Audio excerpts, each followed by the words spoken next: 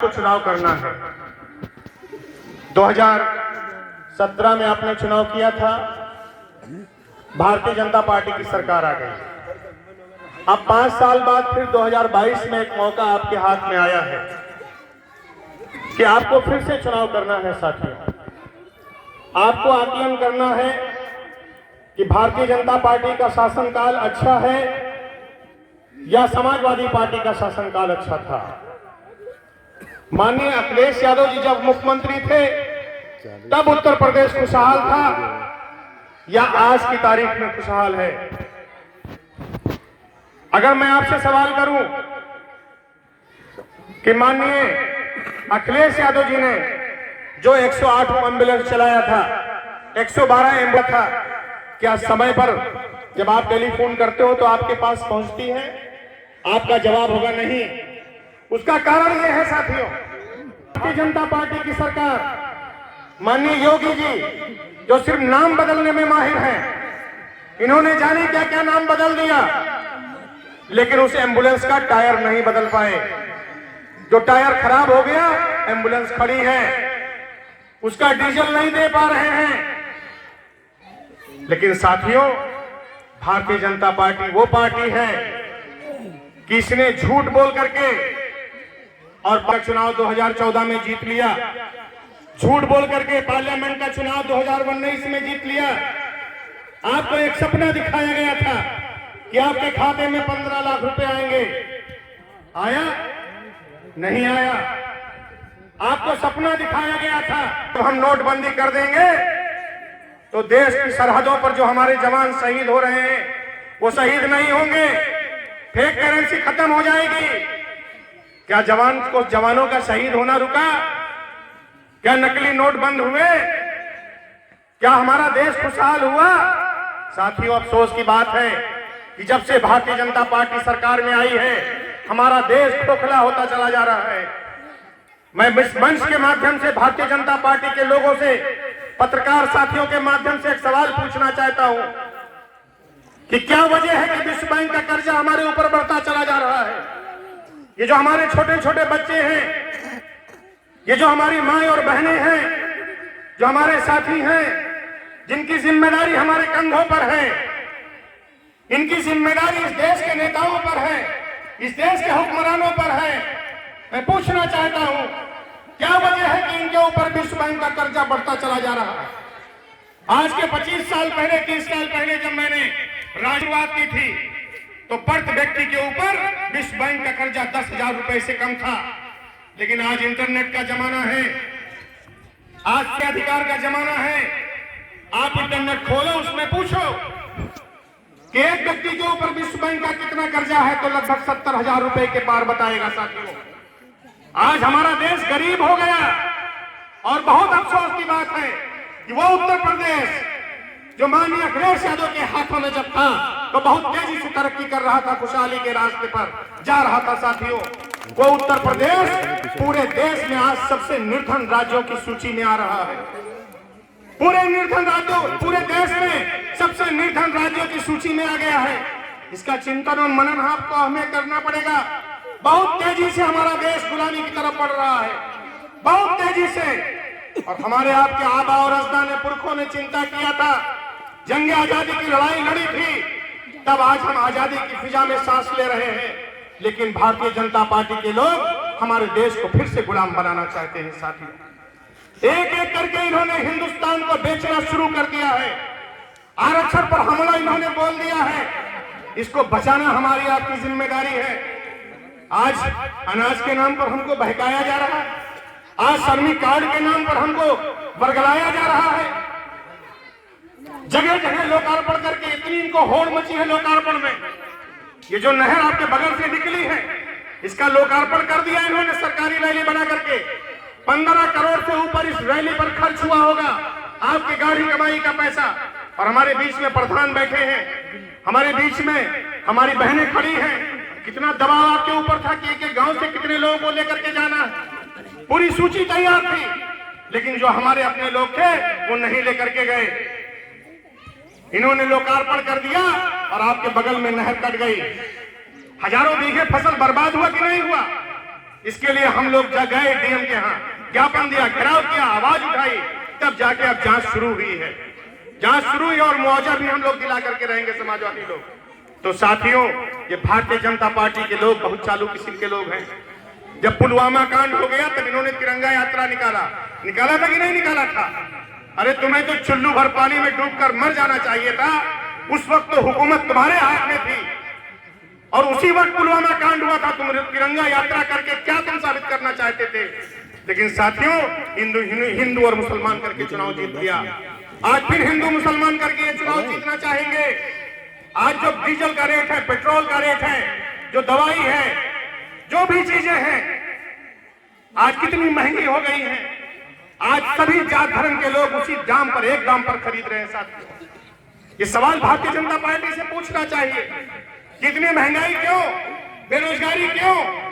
आज साथियों, महंगाई मुद्दा है, आज बेरोजगारी मुद्दा होना चाहिए। आज हमारे जो बच्चे छोटे छोटे खड़े हैं, कोरोना काल में स्कूल बंद कर दिया गया था, 2 साल स्कूल बंद रहे। बच्चों ने जहां शुरुआत की थी वो सारी पढ़ाई भूल गए। साथियों, बहुत गंभीर स्थिति में हमारा देश पहुंच गया है। और अगर 2022 में हमने सही चुनाव नहीं किया और फिर से कहीं भारतीय जनता पार्टी सत्ता में आ गई तो फिर भूल जाइए इलेक्शन, भूल जाइए लोकतंत्र। उस लोकतंत्र को भूल जाइए जिस हिंदुस्तान को हमारे देश के जवानों ने अपनी कुर्बानी देकर के आजाद कराया था, उस आजादी को भूल जाइए साथियों। इसलिए साथियों, हमको बहुत ही जिम्मेदारी से वोट करना है और सबको समझाना है, क्योंकि ये बहकाने आएंगे, बरगलाने आएंगे। 5-5 किलो गल्ला, अगर तुम इतने हमदर्द हो तो खाली उत्तर प्रदेश में क्यों दे रहे हो? जहां जहां तुम्हारी सरकारें हैं वहां भी बांटो। एक कांग्रेस है, खाली उत्तर प्रदेश में ऐलान पे ऐलान किए चली जा रही है उनकी मुखिया, यहाँ स्कूटी देंगे, ये देंगे। अरे पहले जहां तुम्हारी सरकारें हैं वहां बांट करके तो दिखाओ। लालच दे करके पब्लिक का वोट ले लेना, ये कहां की अच्छी बात है? ये लोकतंत्र नहीं है साथियों। झूठ बोल करके पब्लिक का वोट लेना अच्छी बात नहीं है। लेकिन हमारे नेता माननीय मुलायम सिंह यादव जी ने जो कहा था वो करके दिखाया। कहा था कर्जा माफ करेंगे और कर्जा माफ करके दिखाया। हमारे नेता अखिलेश यादव जी ने जो कहा था वो करके दिखाया। जो नारा दिया था कि रोटी कपड़ा सस्ती होगी, दवा पढ़ाई मुफ्ती होगी, वो करके दिखाया साथियों। अभी बहुत लंबा इन्होंने इकट्ठा किया भारतीय जनता पार्टी के लोगों ने, इकट्ठा किया कि नहीं? और जब हमारे नेता ने प्रधानों की तनख्वाह लागू की थी तब किसी प्रधान को बुलाया था? कितना सरकारी पैसे का दुरुपयोग करेंगे? जब हमारे नेता मुख्यमंत्री थे माननीय अखिलेश यादव, तो बटन लखनऊ में दबाते थे और लाभ आपको यहां मिलने लगता था। अब ये यहां नाटक करके लोकार्पण करने आते हैं, हजारों करोड़ों रुपया खर्च करके रैली करते हैं और बटन दबाते हैं, वो भी आधे अधूरे काम का साथ। इन्होंने प्रधानों की तनख्वाह बढ़ाई क्या? कृषक दुर्घटना बीमा योजना जो 5 लाख रुपए समाजवादी पार्टी ने दिया था वो बढ़ाया? नहीं बढ़ाया उसको। क्या चौकीदारों की तनख्वाह बढ़ाई? नहीं बढ़ाई इन्होंने। खाली साथियों ये झूठ बोल करके, लालच दे करके फिर से सत्ता में आना चाहते हैं। अभी निकालने जा रहे हैं जन विश्वास यात्रा। क्या तुम विश्वास जीतोगे जनता का? तुमने वादा किया था वो तो पूरा नहीं किया, तुम अब विश्वास जीतने निकले हो। आज किसान हमारा कितना परेशान है छुट्टा जानवरों से। जो हमको एमएसपी मिलनी चाहिए, क्या किसी ने सरकारी केंद्र पर अपना धान बेचा? इतने लोग बैठे हो, हाथ उठा करके बता दो अगर एक आदमी ने बेचा हो। किसी ने अगर 1967 रुपए क्विंटल के रेट से अपना धान बेचा हो तो बताओ। आपके बीच में आपके लोकल के व्यापारी आए होंगे, 1000 रुपए, 900 रुपए, 1100 में आपने बेच दिया होगा। आपने 1967 में किसी ने नहीं बेचा। तो कहां ये किसानों की हमदर्द सरकार है? कहां नौजवानों की हमदर्द सरकार है? हमारी जो बहनें खड़ी हैं, हमारे नेता ने कहा था कि अगर हम फिर सत्ता में आ गए तो हम समाजवादी पेंशन 1000 रुपए देंगे। लेकिन हम सत्ता में नहीं आए और भारतीय जनता पार्टी के लोग सत्ता में आए, इन्होंने समाजवादी पेंशन बंद कर दिया। लोहिया आवास हम लोगों ने दिया था, समाजवादी लोहिया आवास, 3,35,000 रुपए एक आवास बनाने के लिए। पूरे दुनिया में कोई इतना आवास बनाने का पैसा कोई पार्टी देती हो तो बताओ। इन्होंने प्रधानमंत्री के आवास के नाम पर किस कदर लूट किया। एक तरफ इन्होंने प्रधानमंत्री के आवास के नाम पे पैसा दिया तो दूसरी तरफ उसमें कमीशन खा गए। जब ग्रामीण लोग यह आवास हम लोग देते थे, कोई कमीशन खाता था?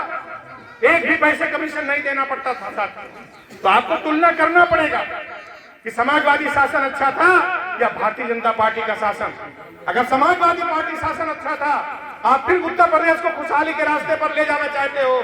आप चाहते हो कि आपके फसलों का नुकसान ना हो, आपके गन्ने का रेट बढ़े, चौकीदार की तनख्वाह बढ़े, आपके बच्चे फिर से जो इनको ड्रेस मिलती थी, किताबें फ्री मिलती थी, वो मिले।